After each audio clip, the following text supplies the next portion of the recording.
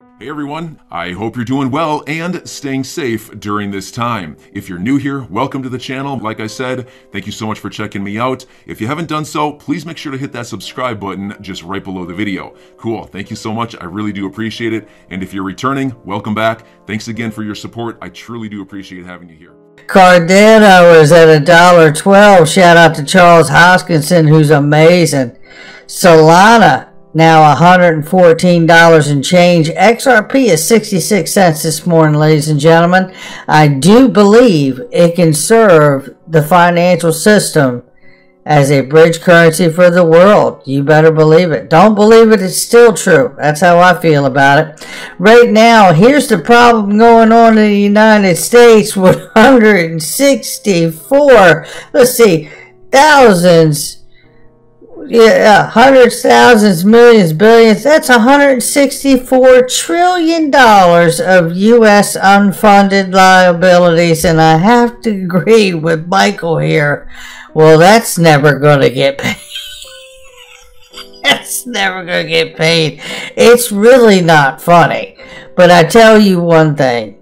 You know, if there was ever a need to have some kind of new system brought in that can really help reignite the global economy, it would be something like the XRP ledger, the Stellar ledger, right? You know, all of these different protocols that actually work, that can bring the velocity of money so desperately back to the world and get us going again, as well as obviously not having to pre-fund accounts around the world, and then obviously being able to create a new value, a very real value in a new form of money like a bridge currency like XRP, by bringing the utility and the liquidity from the same place to that new network. And that's how you get a very real value for a very real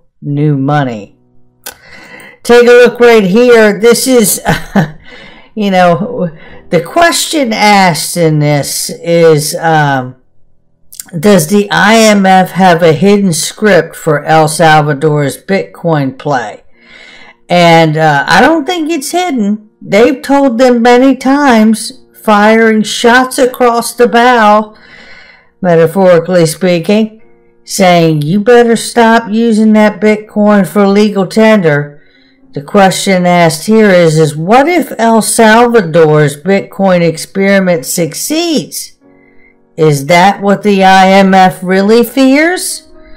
Well, in just a second here, we're going to take a look at the real information of what the IMF really thinks about proof of work and proof of stake and consensus mechanism like XRP Ledger in just 1 second here. And matter of fact, shout out to Citizen of the Future at Utility Theory. Well, if you're not following this guy, I'd give him a follow. I know I just did. And shout out to you for all the amazing work. I know what it's like to dig down in these reports and these PDFs and have to sort them out. And he did just that. This is a report from last month that was put together for the IMF here. Blockchain Consensus Mechanisms, a primer for global IMF supervisors. It shows and lays out the differences between proof of work, proof of stake, and then I believe it's decentralized proof of stake, and FBFT, right? So XRP, XLM, right? And mentions them in this document. We are going to take a look at this thread. I do want to let you know I have picked up the document courtesy of Utility Theory, pointing us all to it. And it was put together by Parma Baines for the IMF here. We are going to take a look at a couple things here. I'm going to look through the majority of this thread that is laid out by Utility Theory very well. Let's get started here. It is really, really stunning, the information in this. Some of it, a lot of it, we may be well aware of, but I'm going to run through this pretty quickly here. Let's get started, because you're going to want every single bit of it. This is the IMF really getting an overview and perspective of all these different types of payment networks and crypto networks and how they work and their efficiency or not. Remember, the goal is to be carbon neutral by 2030 around the world. This is a very important document, as the IMF represents a consortium of 190 countries pushing for that carbon neutral goal by 2030. They are sharing their views, in which supervisors around the world will read and use this information to help inform their opinion. He says, if you want a video to overlook it, he said it took him 4 hours to edit this, and shout out to him. I know what that's like. Timestamp here, the thread, and he's got a lot of the information through here. And I believe he has a video that he's done on it well, so make sure you check him out on his YouTube channel. But I want to go through this because it really, the new IMF, XRP XLM document comparing blockchain consensus mechanisms, and it does do that. But I want to highlight here what it says about Bitcoin very quickly here. And it goes on really, really strongly through this report about Bitcoin not sufficing as a payment network here. It says, proof of work is the most popular consensus mechanism, but it suffers from significant drawbacks. Proof of work is a secure, resilient method of forming consensus, but it consumes significant energy and can be slow and expensive during times of high network traffic.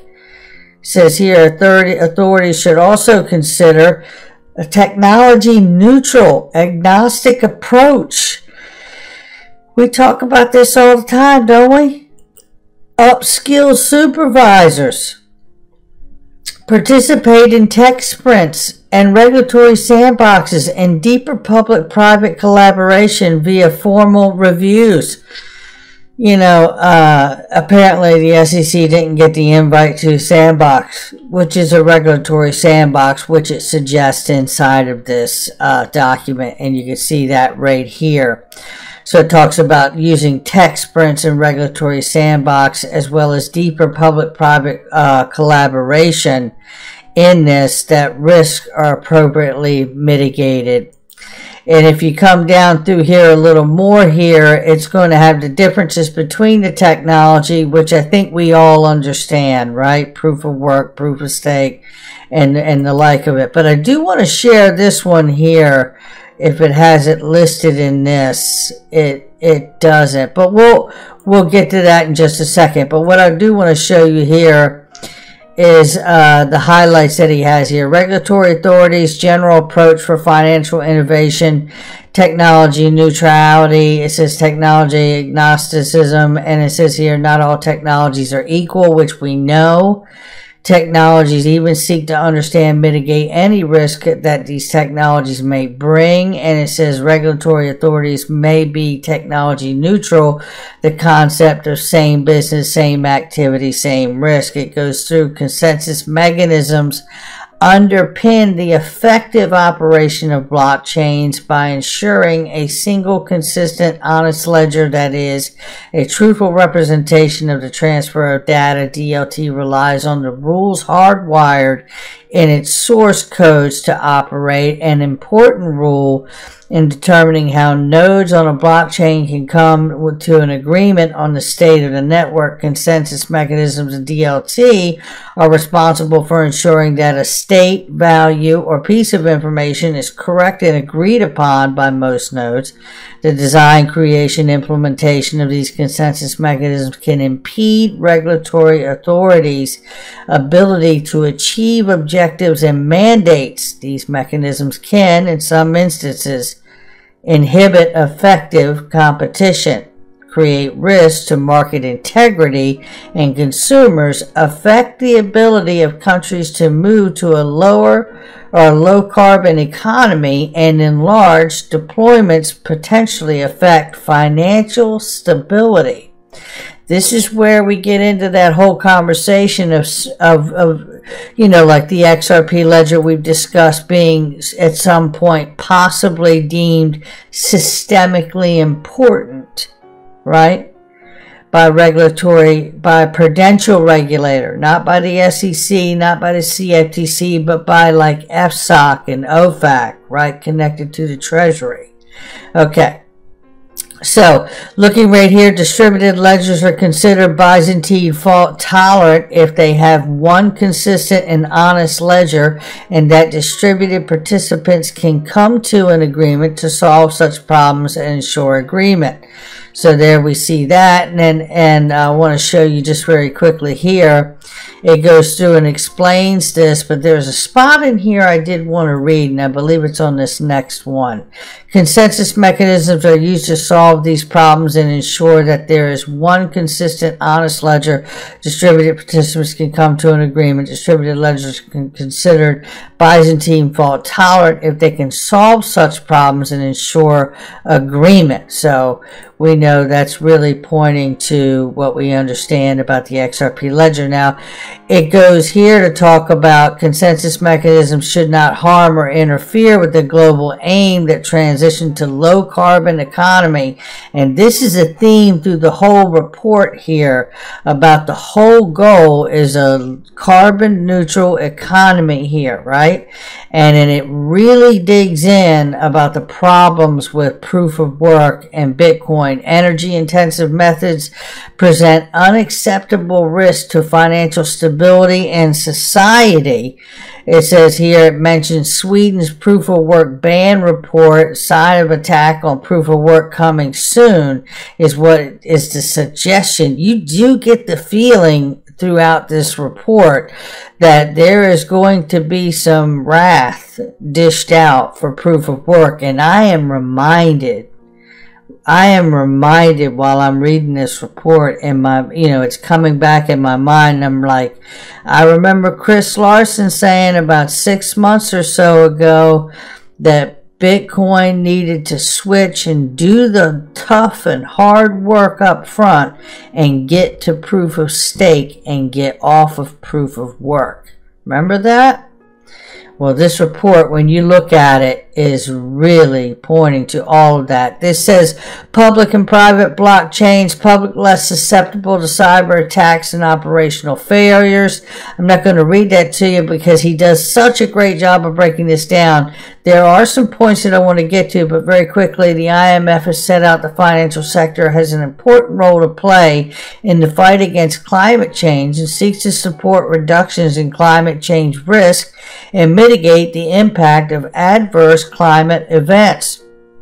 This is, remember, we've talked about this just a couple times on the channel here, that the climate change narrative, whether it be true or false, is what is being carried as the shield to move to this new financial system. It is becoming and has become the catalyst for why we need to move to blockchain distributed ledger technology type systems, right? IMF says proof of work is seen to be potentially centralizing as mathematical puzzles become increasingly complex. More powerful computing power is needed to solve them, given the large cost involved, such as technology is available only certain individuals or entities or mining pools. If you come down here, it also says IMF view on proof of stake is not very good either.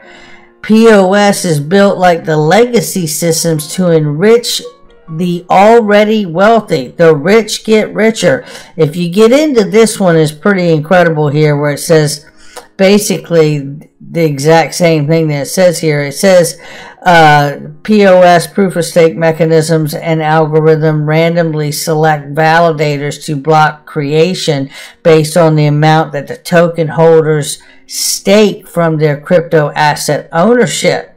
meaning essentially that the rich get richer. So holders with large ownership of the native token have a greater chance of being selected, like playing the lottery.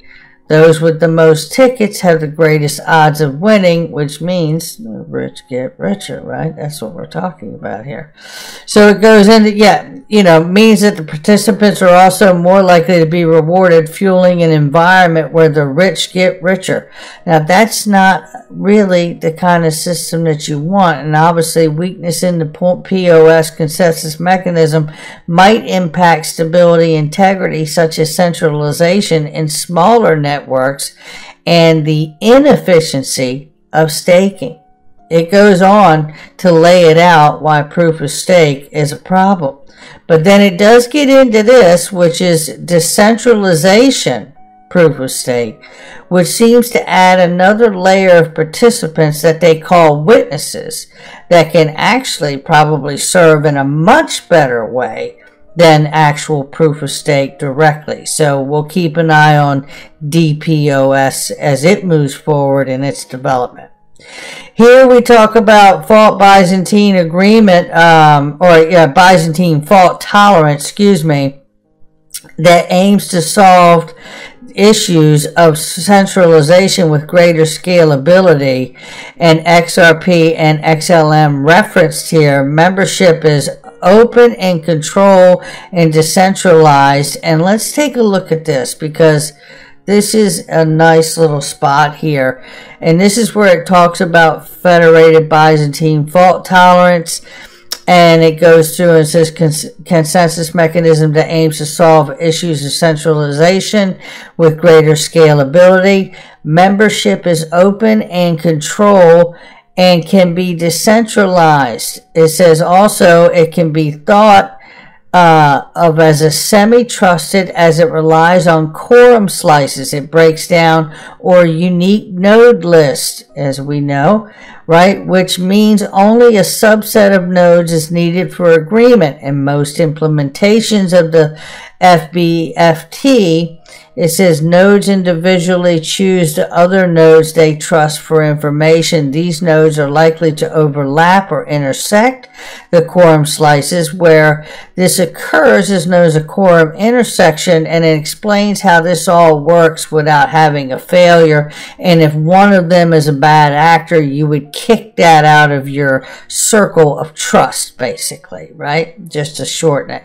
But it cites right here, well-known use cases are Ripple and Stellar, and then it explains even in more detail about how that circle of trust or that trust group works, and if you would work something out if it didn't, if you had a bad actor in that consensus.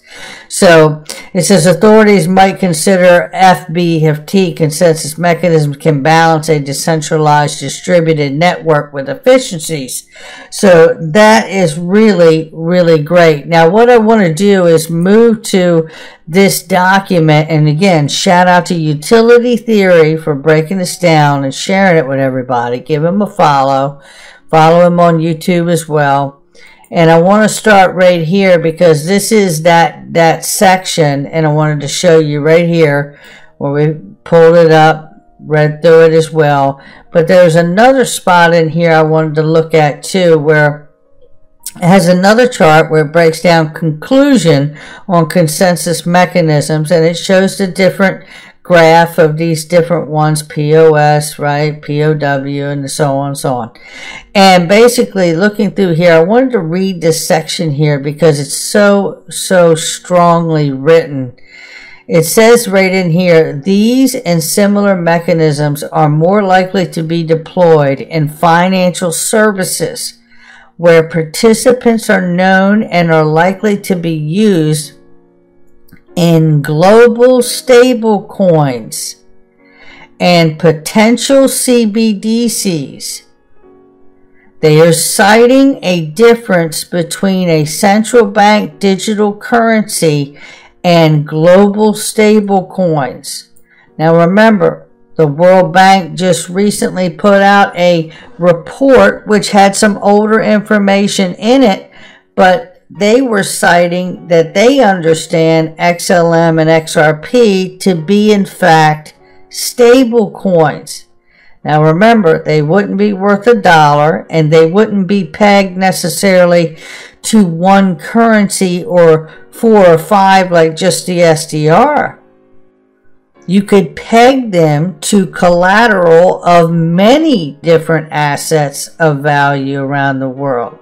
Securities, derivatives, options, stocks, bonds, right? Oil, gold, all your metals, right? A portion of all of these things, fiat from around all the world, which makes it much harder to destroy or be a bad actor and sabotage the network, because there's so many different assets from around the world that collateralize the value. That, to collapse the system, you would have to collapse everything in the world that is pretty much represented on it, right? So, pretty interesting idea about the global stable coins and stable coins in general from the World Bank, and then getting a clear understanding from this IMF report that global stable coins are not the same as central bank digital currencies, which can create risk to financial stability. Again, I think this is really lending itself to a systemically important designation if we are in fact on track, that we understand XRP and XLM could serve in a role like this. Now, they may not, but things are suggesting that it's being considered at the very least, right? So look right here, it talks about the risk of financial stability. It goes on to say these mechanisms can give rise to risk around competition and contestability where networks are closed and barriers to entry are high. And if such networks deploy widely used products like global stable coins, a lack of competition and substitutability could lead to networks that are too big to fail. This, again, the way I'm reading this is suggesting that you would use these networks and these protocols, these decentralized ledgers for the world here, that could really become too big to fail, which again is pointing to me to a prudential regulator like the Treasury and OFAC and FSOC that would come in and say this is systemically important, just like the Dodd-Frank rule, right, from the last crisis that we had, where the designations are SIFMU and SIFME, systemically important financial market utility or systemically important financial market infrastructure. I think both terms apply to the potential of a designation for these assets. Now, we'll have to see how this shakes out. I mean, if we don't have it right, we will follow it and make the video. We've had to speculate a lot of different things around here. That is for sure. It goes on to have, other things that is really the big smoking gun to look at. What I wanted to show here is the engagement and better to understand risk, benefits, and additional variables. Such variables include interoperability with other financial systems, which we know lends itself towards what we talk about all the time here with XRP and certainly XLM as well, right? Emerging standards across financial institutions and support of major industry leaders, although we have regulatory implications. Engagement between authority and industry can happen through short-term engagement using business as usual supervision It goes on to talk about longer-term engagement via innovation hubs, which we know about with BIS. Short-term public and private collaboration can happen through joint effort or joint events. Commission surveys focused on consensus mechanisms. Longer-term collaboration can be through joint research, experiments, and testing. Partnerships between regulators, technologists, security experts, and other relevant stakeholders, example academia and industry bodies, can help supervisors fully understand the implications of different consensus mechanisms. Essentially, it sounds like they're ready to move to a real live test. It really does. They go on to talk about examples here that you could use: payments, issuing debt, equity, supply chain management, record of activity, and all of these things with these systems. So utilizing Byzantine Federated Agreement, or as a framework, regulators with deeper understanding of these consensus mechanisms can better contextualize whether they are likely to encourage competition, increase efficiency. I mean, I just feel like every time we see these things, we are getting closer and closer and closer to actually seeing the moment we've all been waiting for happen, right? And ultimately, look, and we're speculating here. We have to. We're prospectors in this industry, right? In this new emerging asset class. And if you're hearing my voice, whether you like it or not, you're a speculator too. So, this is about the best we could do with the information we got. Again, shout out to Utility Theory. I do want to look at this. Speaking of speculation here, Dark Defender seems to think that we are very close to XRP in the end hitting that $13 mark, $8 to $13, and that could be very exciting for all of us. What we don't know is what will be the catalyst to unlock that kind of price explosion for XRP. Will it be the settlement of the SEC case? Will it be any kind of regulation from a prudential regulator like the Treasury?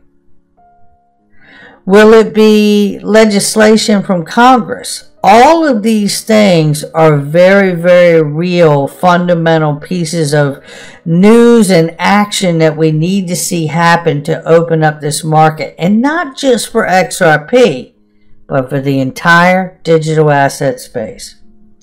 Make sure you hit the like and subscribe, leave a comment below. Look, before I get out of here, I want to play you this. This is what it's like to be a YouTuber here. And I want to play this for you. You set up sometimes with some of your sponsors and affiliates, and this is just so fun. We were trying to set up a little commercial because Clinton was doing a webinar the other day, and it went really well. But we were trying to get a little clip to share with you guys, which we did, which was a different one. But I want to share this with you because it's like a blooper. And, I'll let this play. But if you don't know how to handle your crypto taxes, this guy, in fact, is the foremost authority on how to handle your crypto taxes. Check him out and all of his amazing products. But look at this fun. This is fun. So I'm here with Clinton Donnelly right now, and he has a webinar coming up tomorrow on crypto taxes. Clinton, how are you, and what is it about tomorrow? Brad, it's always a pleasure to be here talking to you and all the followers on your channel. We have a webinar coming up tomorrow night, and I hope everybody can listen to it because I'm going to tell you about some alternative tax treatments that you may not have heard of that could save you a lot of money. These would be approaches that you're not going to get proposed to you from typical crypto gain services. And I think this is going to be very exciting, especially if you're an investor in the DeFi space. because that's where a lot of these opportunities and alternatives come up. So I'm really excited about it. We're also going to be talking about audits. I'm defending 25 people in audits before the IRS. Some of them have closed already. And I can talk to you about what we've learned and how that could help you understand how to manage that fear of an audit and how to prepare and defend yourself. And where can they go? Looking forward to it. I hope everybody can call in. Absolutely. And I was going to say, and where can they go to tune into this webinar, and what time is it? I'm your guy. I will keep you posted. I'm your advocate. I'll be back on a daily basis, usually multiple times per day, with these videos to keep you updated with everything going on. So I hope you enjoyed the video. If you haven't done so, make sure to hit that subscribe button. Feel free to share any of my videos with your friends, family, social media, or anybody who may care to listen. Thanks so much for your continued support. I'm always here for you. I want to help you through this time. So thank you so much for continuing to choose me. Enjoy your day, stay safe, and I'll catch you again probably in a couple hours. Thanks, everybody. See you later.